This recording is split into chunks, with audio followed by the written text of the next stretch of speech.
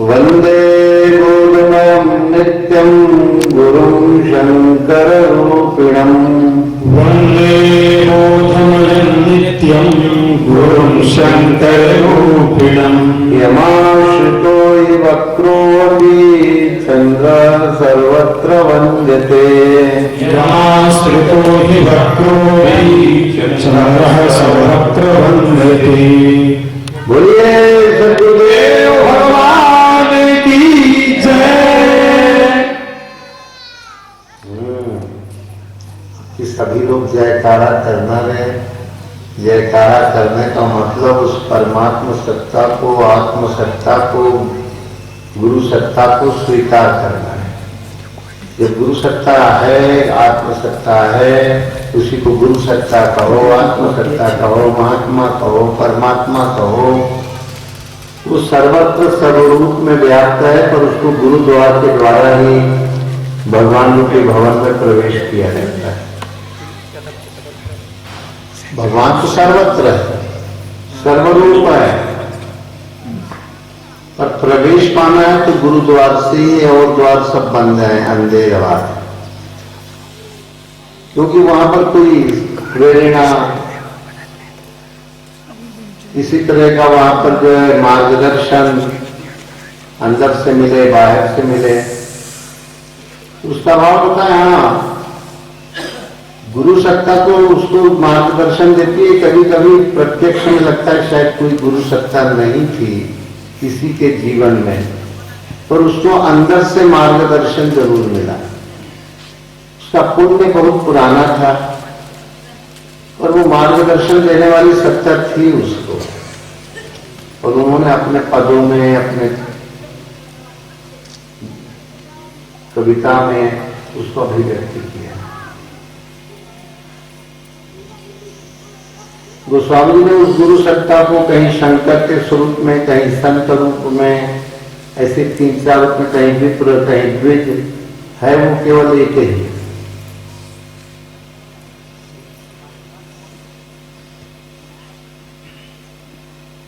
ये अभी कल परसों गीता का जो है पाठ चल ही रहा है। कितने हो गए? 11 हो गए। गीता की 11 कर दें, 2 थे।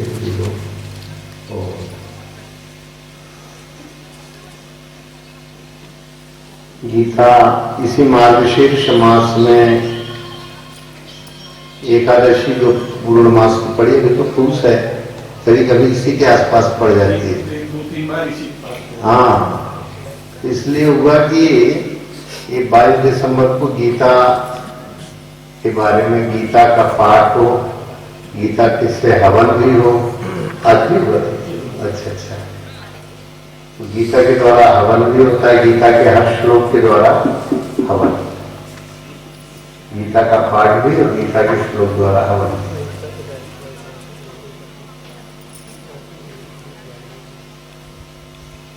ये गीता के पहले अध्याय, दूसरे अध्याय 6-12 अध्यायों का कल परसों में संक्षेप सार रूप में विवेचन हो चुका है। अब आज 6 फिर लेंगे, तो उसको जो है संक्षेप में बता दें कि पहले अध्याय में अर्जुन किम कर्तव्य विमूढ़, पहले तो वो बहुत ही ज्यादा उसके अंदर रहता है कि मुझे युद्ध भूमि में ले चलिए भगवान, कहाँ है वो साधना की, और उस साधना की मध्य भूमि में मुझे ले चलिए, किनसे हमको जो है युद्ध करना है, किनको हमको नष्ट करना है। बहुत गरज की कहता है, धार्त राष्ट्र से दुर्बुद्धे युद्धे प्रिय चिकित्सा। देखो तो वो अंधा ज्ञान में धृतराष्ट्र के पुत्र, उन लोगों ने क्या षड्यंत्र रच रखा है, उनके कौन सहायक है, फिर कहीं रथस्थापयच्युत सेनयोरुभयोर मध्य, दोनों सेनाओं के मध्य में भगवान, हे गुरुदेव अगर आप उचित समझें इस रथ को ये साधना कर। तो अर्जुन देखता है कि सारे जितने 18 अक्षौणी हैं उनमें कोई न कोई उसको अपना स्वजन, संबंधी, मित्र, कोई ससुरा मातुला शैव, कोई कहीं ससुर दिखता है, कहीं मामा दिखता है, कहीं साला दिखता है, कहीं पिता दिखते हैं, कहीं पितामह दिखते हैं, कहीं पितृव्य दिखते हैं। ऐसे ऐसे ऐसे ऐसे सब पूरी युद्ध भूमि जो है, ताकि कोई युद्ध है कैसा।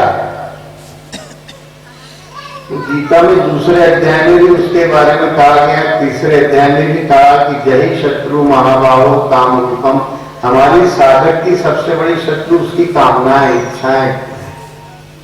और अगर उसके अंदर भगवान से भिन्न इच्छा खड़ी हो गई, जैसे भी हमारे आचार्य जी कह रहे थे कि जो प्रेम दुनिया में है उसको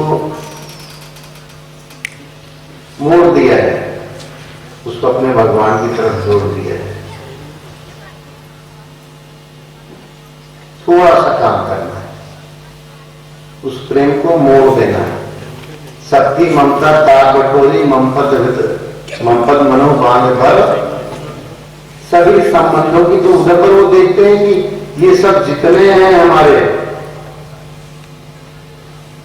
मामा लोग, काका लोग, पितृव्य, पितामह, ये सब हमारे जो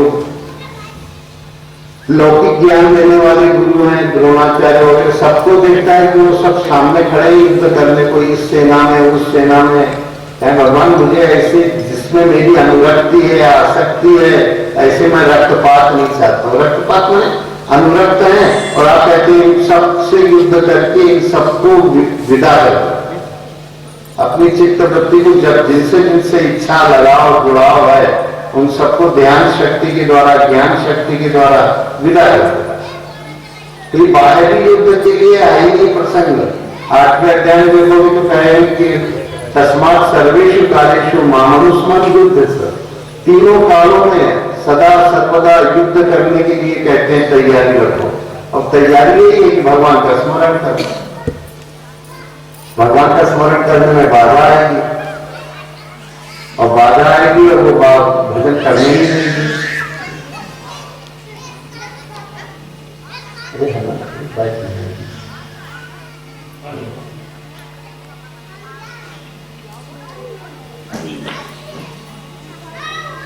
तो ये जितने संबंध लौकिक जगत के शरीर ही झूठा, तो शरीर संबंध ही झूठे। हाँ वही लग अरे वो प्रणाम उनके बाप लोग ने किए, वो क्या करेंगे। अरे ताकि उन लोगों ने कहा है उलझ रहे हो, वो साक्षात परब्रह्म परमात्मा के अंशा बता रहे हैं। बेटा हाँ बैठो बैठो जाए। प्रणाम करने को ऐसे लोगों को नहीं करना चाहिए, लोग साक्षात ब्रह्म स्वरूप हैं। तो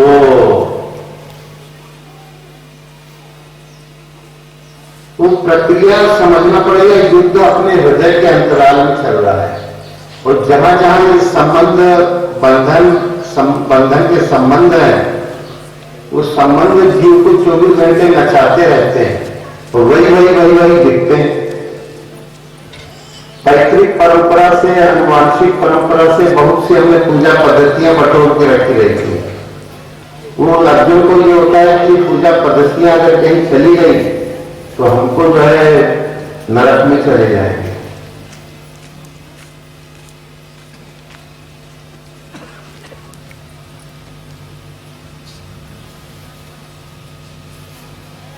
तो युद्ध का मतलब वहां पर अपने अंदर इच्छाएं उठने दो, इच्छा भगवान से जोड़ दो। सरल सी बात कि अपनी इच्छा को कहां जोड़ देना है, अपने आराध्य से, अपनी गुरु सत्ता से।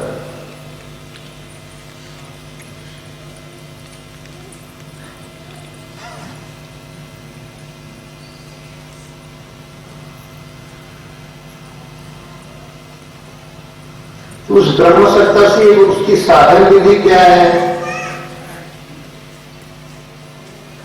ये शरीर जो है ये भी झूठा, इसका अहंकार झूठा, इसकी आसक्ति झूठी, पर जो चिपकी हुई है सबके साथ। शरीर का अभिमान, शरीर की आसक्ति इतनी बुरी तरह से जकड़ चुकी है कि इसी कारण वो ब्रह्म स्वरूप जो है आत्मा, वो जीव बन गई। वो जीव ने जीवन की गतिविधियों में उलझ गई,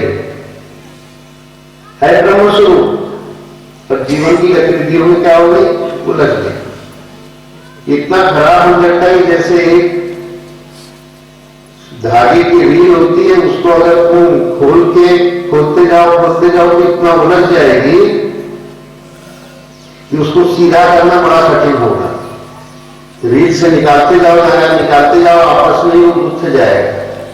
ऐसी अपनी सूरत का सूत्र जो है ये गुथ जाता है और उससे निकलने का रास्ता नहीं मिलता है।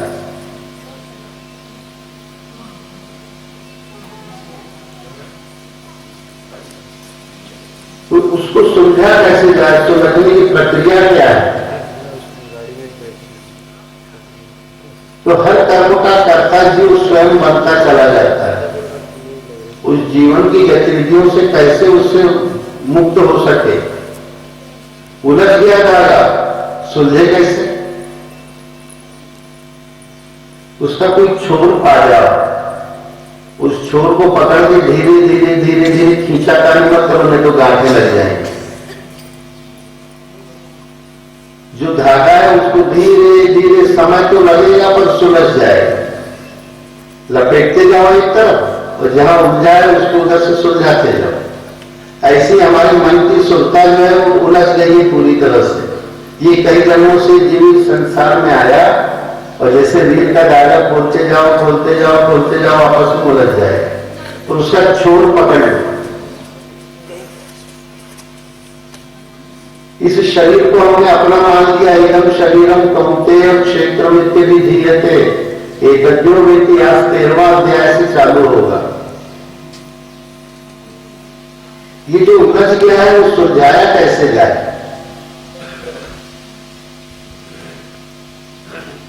देखो, खांसा खुशी करना हो तो बाहर चले जाओ। खांसी आ रही क्या? हाँ क्या? हाँ बहुत खराब आ रही है, आनंद नहीं।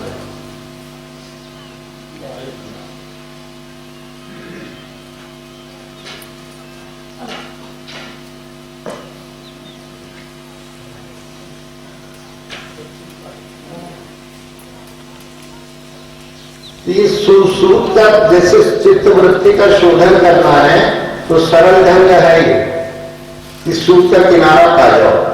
ये मैं जो है ये सूत का किनारा है। ये मैं जब तक शरीर से जुड़ा है तब तक भटकोला खाता रहेगा। तो ये मैं जो है जब चैतन्य से जुड़ जाए ये धारा सुरक्षता जाए, थोड़ा समय तो लगेगा। तो उसका छोड़ पा जाओ धागे का कि कहां है, वो भी एकदम गायब हो जाता है छोर। उस छोर को पकड़ने का तरीका क्या है?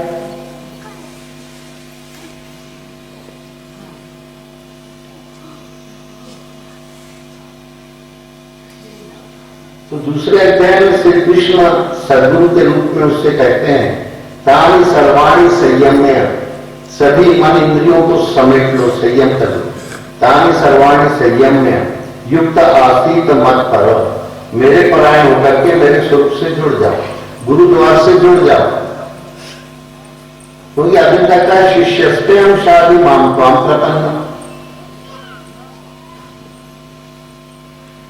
वो कहता मैं आपका शिष्य हूं, आप मुझे संभालिए।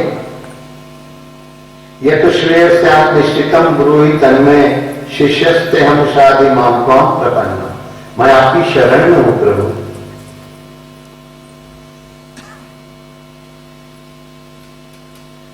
उनका तानि सर्वाणि संयम में, सभी इंद्रियों का संयम कैसे करोगे?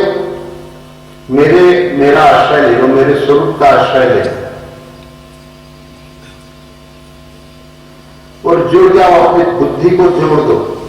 तुम्हारी बुद्धि जो है उलझ गई अनिश्चित। फिर उसी में कहते हैं व्यवसायिका बुद्धि लेके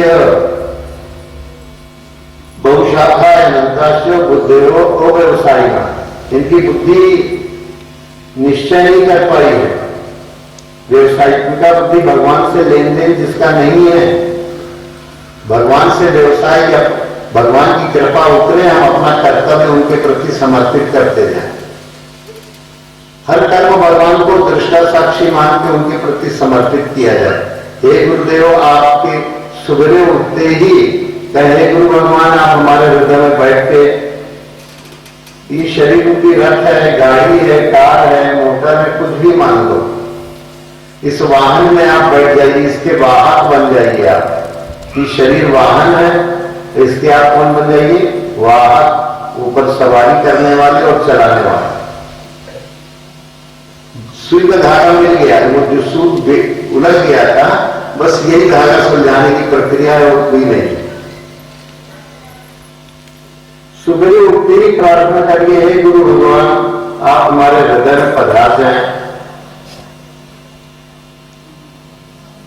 और हम पूरा दिन पड़ा हुआ है, ये दिन कैसा बीतेगा इसके लिए जो हम कुछ जानते नहीं प्रभु, पता नहीं कौन कौन से कहां कहां कैसे वो उलझने वाली बातें आते हैं। आप ऐसी कृपा करिए प्रभु कि आप अंदर बैठे रहेंगे तो हमें बिल्कुल आपका आश्रय बना रहेगा। उसका परिणाम क्या होगा? उसकी बुद्धि शुद्ध होती जाएगी। जितना अपनी गुरु सत्ता से प्रार्थना करेगा, गुरु भगवान का साधना का आलोक मिला उसको कि तुम मेरे स्वरूप का आश्रय लेकर के और मेरे स्वरूप से युक्त हो जाओ। बातचीत करो, दूर मेरे स्वरूप का आश्रय लेकर के, आश्रय में अपने गुरु स्वरूप का आश्रय लेकर के और उसमें अपनी बुद्धि को लक्षित चिंतन करते हुए जोड़ो और अपने भाव पुष्प को अपने गुरु भगवान को समर्पित करते जाओ। ये गीता की भाषा।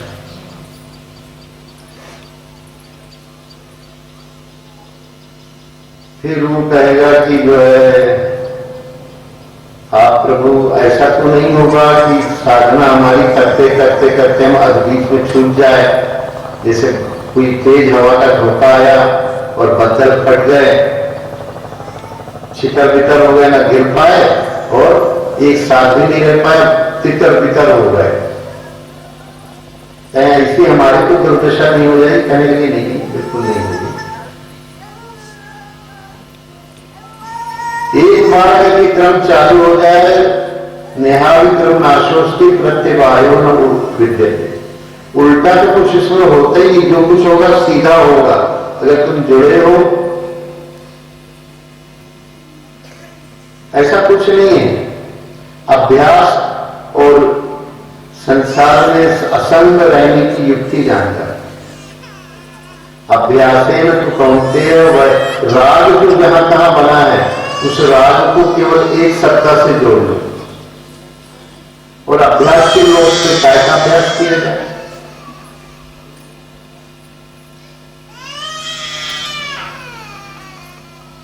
तो चौथा अध्याय थोड़ा थोड़ा लेते जाएंगे।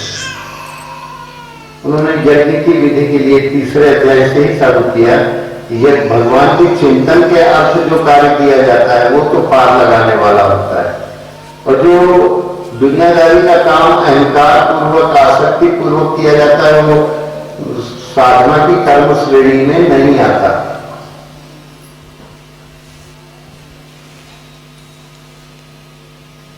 कर्म तो करना है, मानसिक रूप से जो रामचरित्र मानस, तो पहले रावण चरित्र मानस था, तो राम के चरित्र मानस में उतर आ गए। ऐसी चेला जो था उसके पहले चित्त में पूरे विकार भरे हुए थे, और वो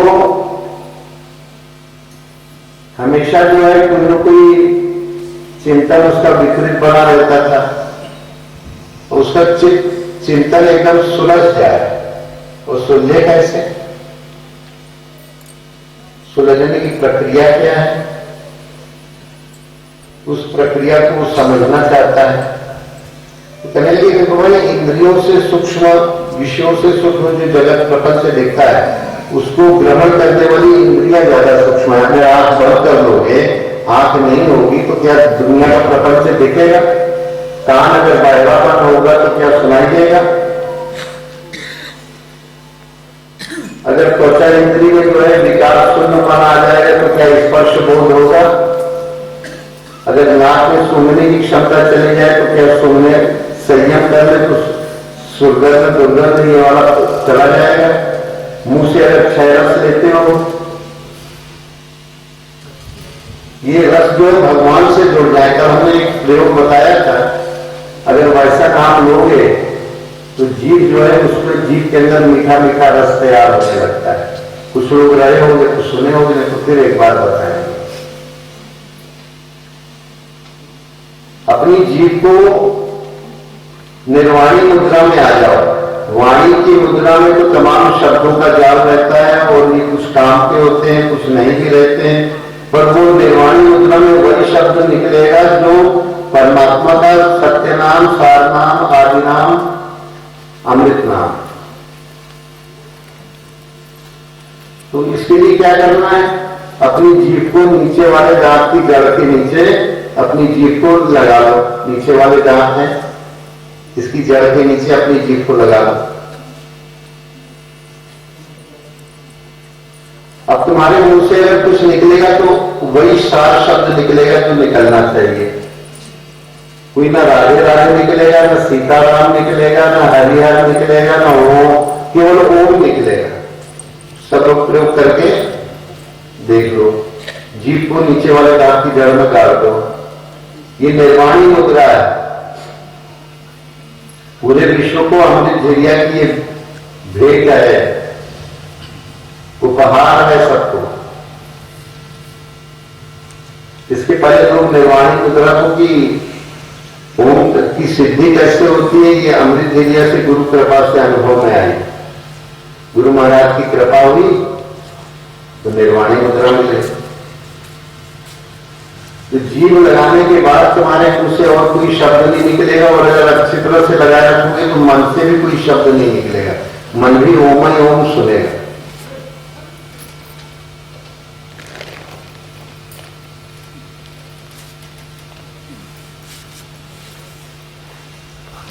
जीव लगाने के बाद कोई शब्द निकल रहा है किसी के? ओम ही निकल रहा है कि और कुछ निकल रहा है? हाँ, ओम ही निकल रहा है। किसी के हो सकता है कि ज्यादा ज्ञानी हो, कुछ और निकाल निकलता हो तो हाथ उठा देना है। तो यहां ओम नहीं, कोई और शब्द निकल रहा है। न मुंह से निकलेगा और न मन से निकलेगा।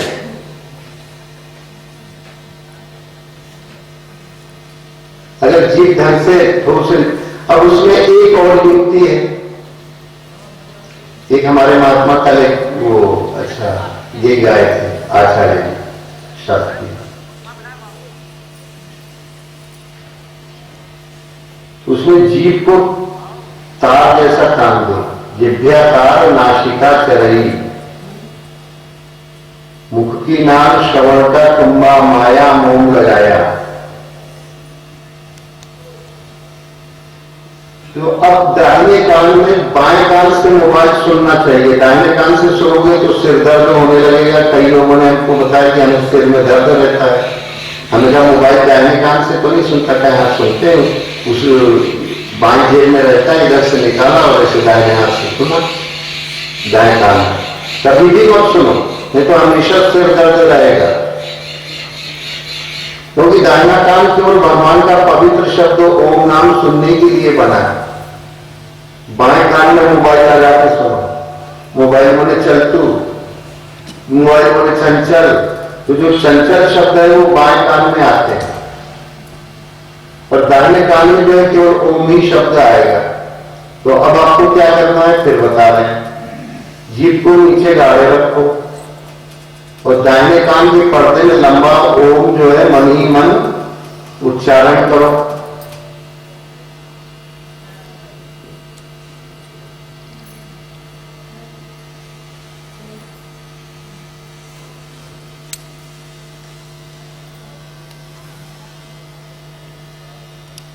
दाहिना कान मैंने सीधा कान। तो तुम देखोगे जो कौवा लटक रहा है जीभ के ऊपर तालु में, उसमें मीठा मीठा पानी आने लगता है। 11 बार अभी करना है। वैसे तुम लोग 24 घंटे करते रहो तो मीठा पानी अमृत पीते रहोगे, अमृत धीरे का अमृत। जीभ को नीचे वाले दांत की जड़ में लगाए रखो और दाहिने कान के पर्दे में लंबा ओम सुनो, या तो कहो या फिर स्वाभाविक आ रहा है, जिसकी अभ्यास नहीं है तो कहना ही पड़ेगा।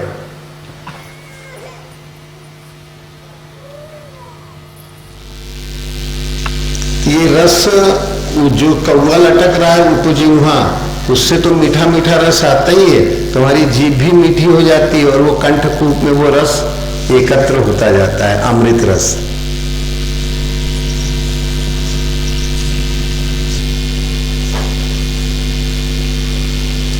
तो जिन लोगों ने किया उनको मीठा मीठा रस जो कौवा लटक रहा है, वो तो जिह्वा लटक रही है, वहां आने लगता है।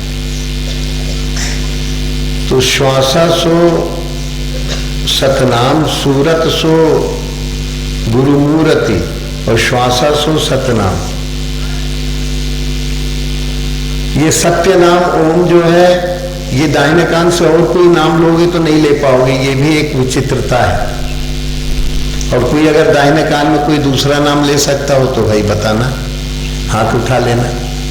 तो दाहिने कान में ओम कहोगे तो वो तो चलेगा, कौवे तक आएगा और कोई शब्द नहीं उठेगा।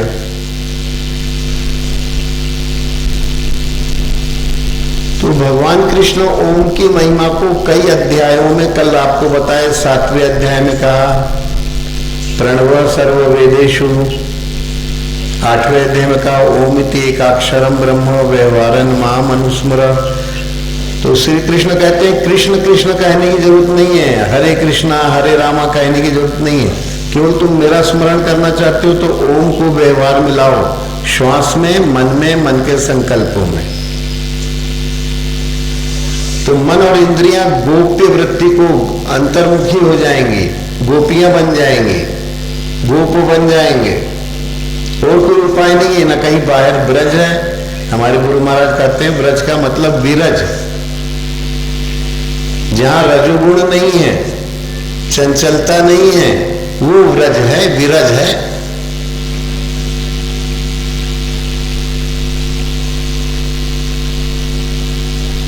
तो गुरु महाराज तो विरज माने चंचलता, जहां अगर कोई बाहरी आदमी होंगे तो ये तो एक व्यास शैली होती है कि पानी की धार चल गई,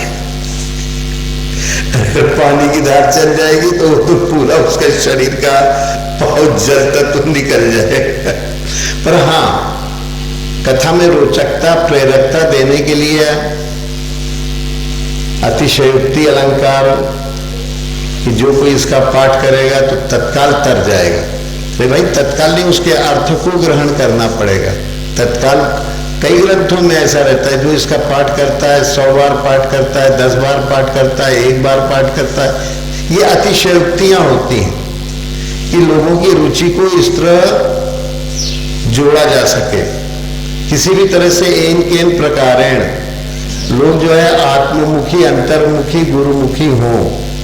इसके लिए ये सब प्रेरणा वाक्य हैं। व्यास लोग भी जो है जो कहते हैं, उनका कार्य केवल इतना ही है कि किसी भी तरह से आप घूम के उस भगवान का आकर्षण जो है वो कृष्ण है, उस परमात्मा को जो आकर्षण है आत्मा में वो कृष्ण कहलाता है। जो आत्मा में रमण की योग्यता है वो राम कहलाती है। आत्मा में जब अनुभव प्रगाढ़ होने लगता है तो ये राम, कृष्ण, विष्णु, शिव, शंकर। फिर एक पद ऐसा भी आया हमारे यहाँ की 12 मासी जो प्रचलित है कि जलत पबुस पूर्ण आपई आप, तहा नहीं पुण्य पाप। फिर फूंक दिए ब्रह्मा रु विष्णु, फूंक दिए राम रु कृष्ण।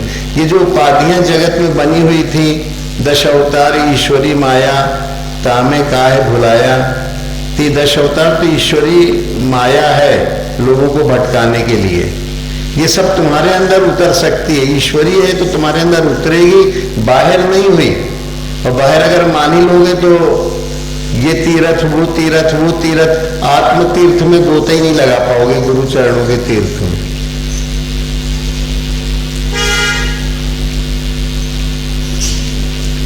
तो धीरे धीरे धीरे धीरे इस चित्त का संयम कहा कि अगर 8वें अध्याय में भगवान कृष्ण कैसे मरा जाए, मरने की कला सिखाते हैं, मन को कैसे मारा जाए। तो जो दक्षिणायनी मन है उसको उत्तरायणी कर दो। दक्षिणायनी मन कौन सा है? जिसको यही नहीं पता कि ये अधिभूतम क्षरो भाव, ये 5 भूतों का शरीर जो है ये नाशवान है। 5 भूतों की अधिकता इसमें है, तो इसमें आत्मा भी। उस आत्म तत्व को गुरु चिंतन के द्वारा अनुभव करोगे और आध्यात्मिक स्वभाव हो जाएगा। तो कर्म करना पड़ेगा। वो कौन सा कर्म होगा? ये 6 प्रश्न जिसके सुलझ गए वो उत्तरायणी हो जाएगा। तो जिसके ये 6 प्रश्न नहीं सुलझे कि भगवान कैसे हैं, अविनाशी हैं, अक्षरम ब्रह्म परमम, और फिर स्वभाव कैसे होना चाहिए? आदि भौतिक नहीं। अगर हम शरीर को ही अपना आधार माने तो ये नाशवान आने जाने वाला है, जन्मा है और ये यहां से विदा होने वाला भी है, ये अविनाशी नहीं है। अपने स्वभाव को आध्यात्मिक कैसे बनाओगे? तो वो कर्म करना पड़ेगा। कौन सा कर्म? जो प्राणियों को देख के, चाहे जड़ प्राणी हो चाहे चेतन, जैसे पथरा वथरा मट्टी वट्टी, और चेतन प्राणी में पशु पक्षी हैं, वृक्ष हैं, मनुष्य हैं, और बहुत से जीव जंतु, एक कोशी बहुकोशी अनंत कोशी है।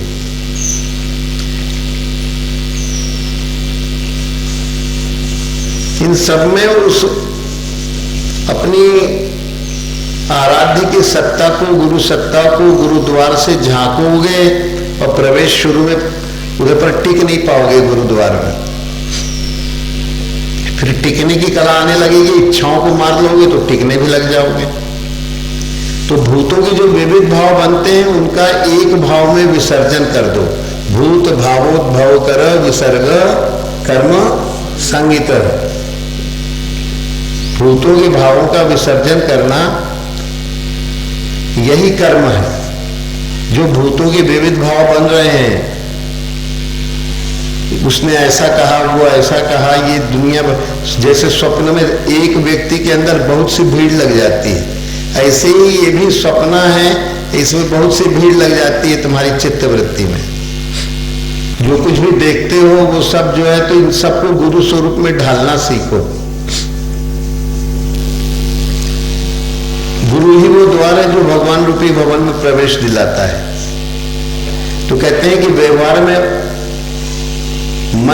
मन से संकल्प करो कि भगवान, ओम ही ओम की ध्वनि चारों तरफ पहले भी थी, अब भी है, आगे भी होती रहेगी। इसलिए ये मन जो है श्वास ओम का ही कीर्तन करने वाला है, क्योंकि और कोई ध्वनि उठती नहीं। दाहिने कान में देख लो, नाक की ये हड्डी है, एक दोनों भावों के नीचे, एक अंगुल नीचे एक हड्डी है नाक की। उस हड्डी पर तुम अपनी आंखें खोल के भी देख सकते हो, नाक की नोक तो नहीं देख सकते हो। और इस यहां पर ओम नाम ही प्रवेश पाता है, कोई दूसरा नाम प्रवेश नहीं पाता है।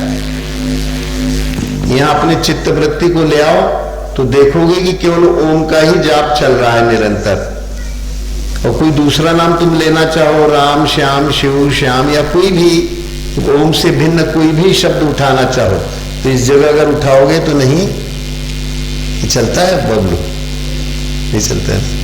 कल प्रयास किए थे, फिर उसके बाद कोई चल रहा था नहीं, ओम ही उठेगा। ये अभी तक विश्व में अनजान थे लोग, लोगों को पता ही नहीं था कि ये ऐसा भी होता है। तो ये नाक की हड्डी के पास अपने चित्त को ले आइए, आपके अंदर से ओम ही ओम की श्वास चलेगी। केवल थोड़ा सा करना है, इसके नीचे अपने मन को ले आओ।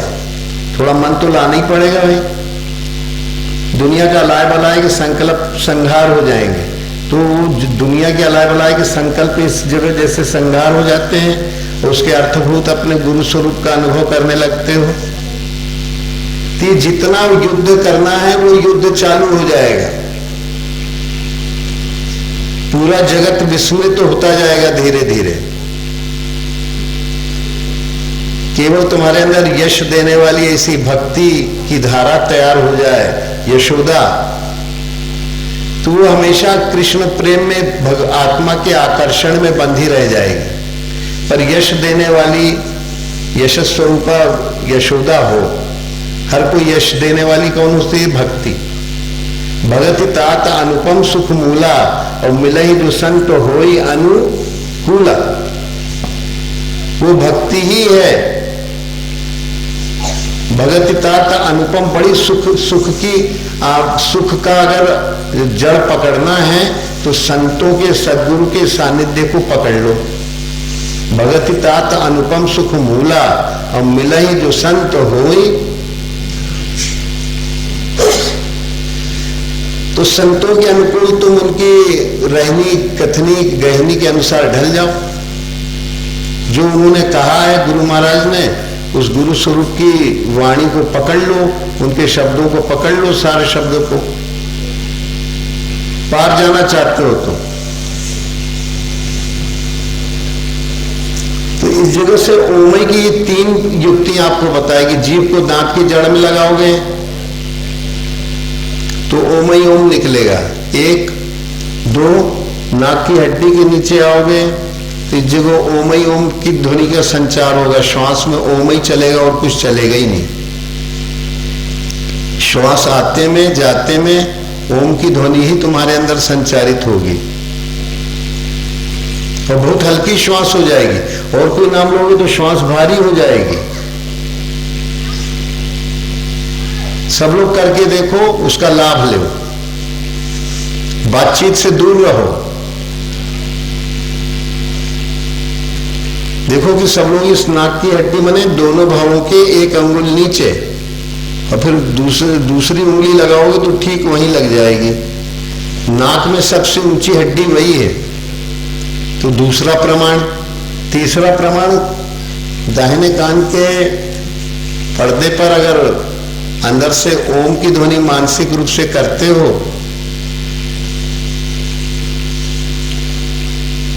तो ओम कहते कहते तुम्हारे मुंह में मिठास, अमृत टपकने लगता है। यमाश्रितोई वक्रोपी चंद्र सर्वत्र वंद्यते। गुरु महाराज का पवित्र नाम पा गया। वंदे बोधमयम नित्यम गुरु शंकर रूपिणम। गुरु महाराज जो सदा नित्य आत्मा के बोध में रहते हैं, वो साक्षात शंकर स्वरूप है। वंदे बोधमयम, वंदना करता हूं ऐसे गुरु महाराज की जो नित्य अपने बोध में रहते हैं, आत्मा के बोध में, गुरु स्वरूप के बोध में। वंदे बोधमयम नित्यम। ये नहीं कि अब 1 मिनट किया और फिर अगले क्षण छोड़ दिया, भूल गए, और विस्मरणीय हो जाए।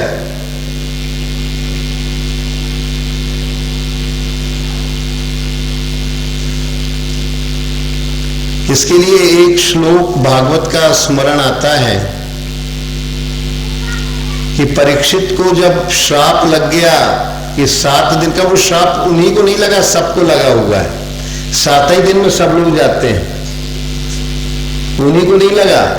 और जिनसे कथा सुन रहे थे उनके ऊपर भी मृत्यु आ चुका था। शंकर जी से सुखदेव ने शुग्गा के रूप में अमर विद्या सुनी। तो शंकर जी पार्वती से कहे थे, देख हम अमर विद्या तू सुनने की, अमर कथा सुनने की जिज्ञासा कर रही है। तो उन्होंने यूं हाथ किया, ऐसे हाथ किया तो सब जितने प्राणी थे सुषुप्ति में चले गए। केवल पार्वती भर रही। कहे, देख तू जागते रहना, कई जन्मों से तू आग्रह करती रही अमर कथा सुनाओ, और सो जाती है। तो निरंतर हुकारी भरते रहना। तो पार्वती ने ऐसी कथा आती है कि उसी समय एक शुग्गा का अंडा पास ही में था। बरगद के पेड़ के नीचे थे शंकर जी। तो बरगद के पेड़ के वो अंडा जो है फूटा, और उसमें से शुग्गा भगवान की वाणी को सुन लिया, गुरु महाराज की, शंकर जी की।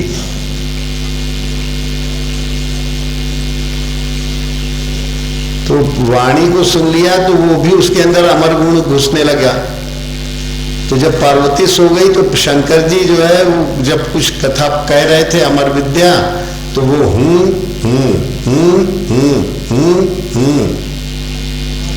वो भी पार्वती की जगह वही बोलने लगा। पूरी कथा हो गई तो बड़ा आश्चर्य हुआ शंकर जी को कि अरे गजब हो गया भाई, अगर हर जन्म में पार्वती सो जाती थी, अब की आखिर तक इसने हुकारी भरी, ये कैसे हुआ। देखा तो उस पार्वती तो सो रही है और शुग्गा जाग रहा है। अरे कहे दुष्ट, तेने हमारी अमर विद्या सुन ली, अगर सच्चा सुना होगा तो मर जाएगा और अगर नकली सुना होगा तो तेरे ऊपर कुछ बिगड़ने वाला नहीं है। तो अपना उठाया त्रिशूल और दय मारा।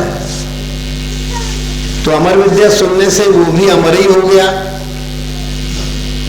तो शुग्गा भागते भागते भागते व्यास जी से व्यासाणी ने बोला था कि हे व्यास जी, आपकी कृपा हो जाती तो हमें पुत्र हो जाता। कहीं देख, हमें पुराणों की लेख ग्रंथ वेदों को हम बिल्कुल अलग अलग विभाग कर रहे हैं, हमारे पास तो समय है नहीं।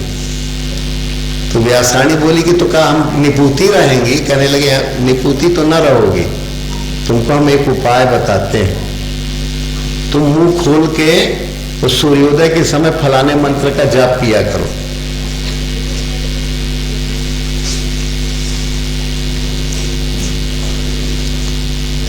सूर्योदय के समय 2.5 घड़ी जाप किया करो।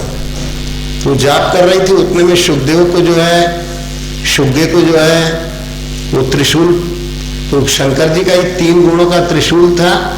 और जो अमर विद्या सही में सुन लिया होगा, अंदर में ग्रहण कर लिया होगा, उसका मनन कर लिया होगा, उसको तो त्रिशूल कुछ बिगाड़ने वाला था नहीं।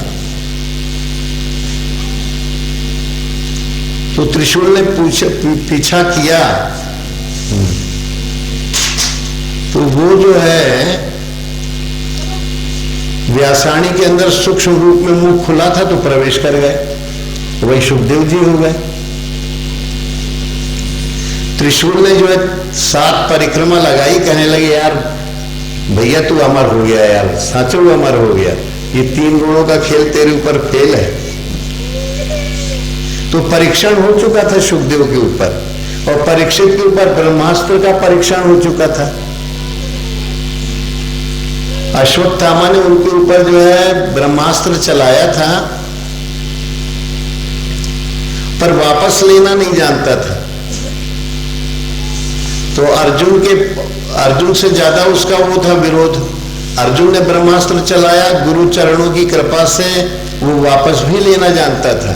और उन्हीं का लड़का अश्वत्थामा, माने शरीर में आसक्ति का नाम अश्वत्थामा है।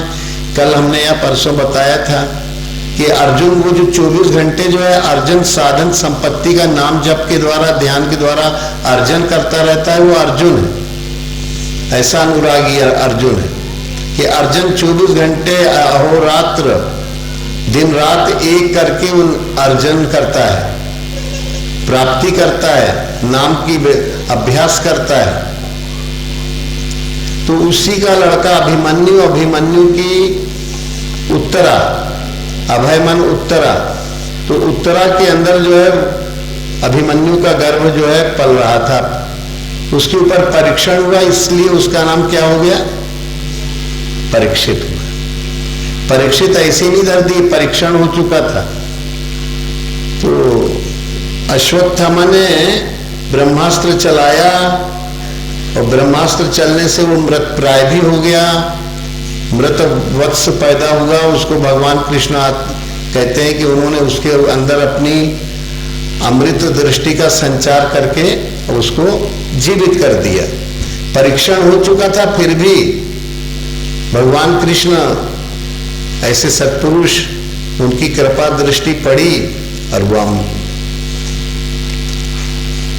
अमृतमय दृष्टि पड़ते ही, और वो परीक्षण जीव तो था पर कलुषित तो हो गया था ब्रह्मास्त्र के प्रयोग से,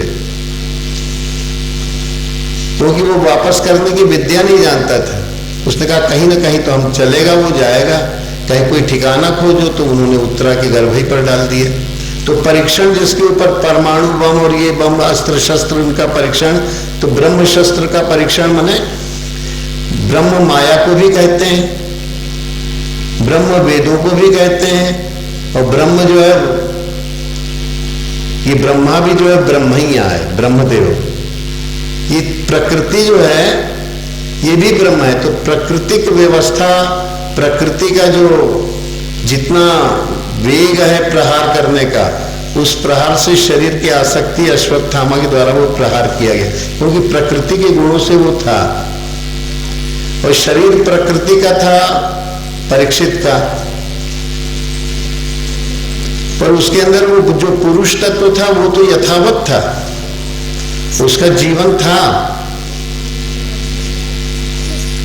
तो भगवान कृष्ण की कला से उन्होंने उस जीवात्मा को सचक कर दिया और उसके अंदर अमृत रस का परिपूर्ण ओम नाम के द्वारा कर दिया।